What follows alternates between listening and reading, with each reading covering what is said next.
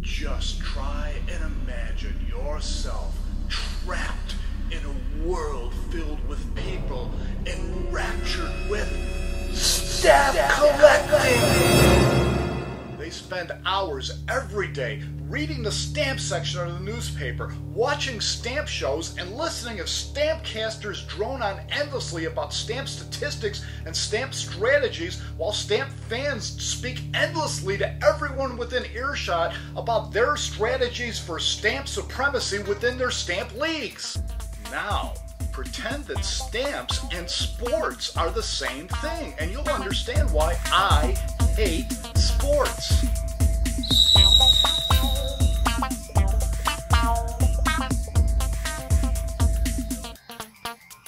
I'm John Kramer for the Britethorn channel, and I really do hate sports. Which brings me to the really big news of the week, which is that hockey is over.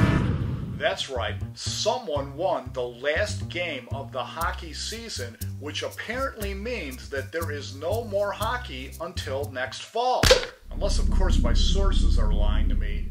The really bad news out there in sports is that basketball is still apparently being played and on TV. And in response to some of you out there in YouTube land who asked, I do indeed hate basketball too. And I don't know anything about the Lakers or the Magic except that one of their players apparently bought himself out of a rape trial a few years ago, which is apparently something of a triumph in the world of professional sports. But speaking of triumphs, let's move on to what's going to become a regular feature of the show, the awarding of the Lord Kramer's Cup for the week's biggest idiot in sports. Which would be you, Kyle Busch, who may be the first victor in the history of sports to actually destroy his trophy on purpose just after receiving it.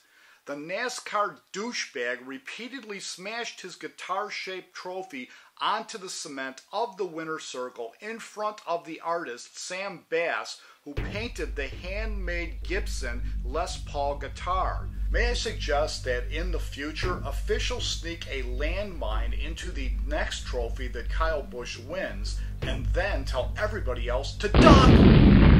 But you know, sports haters, just because it seems like everyone around you is obsessed with sports doesn't mean that you have to give in and go along.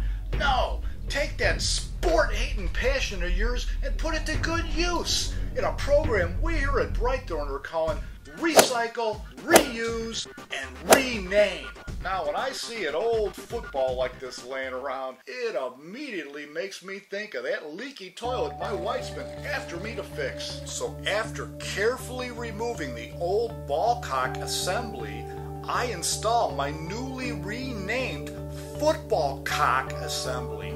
And thanks to the NFL, my old toilet is now good as new. Well, that's all we have time for right now, folks. But till next Sunday afternoon, I'm John Kramer, wishing that you all would hate sports just as much as I do.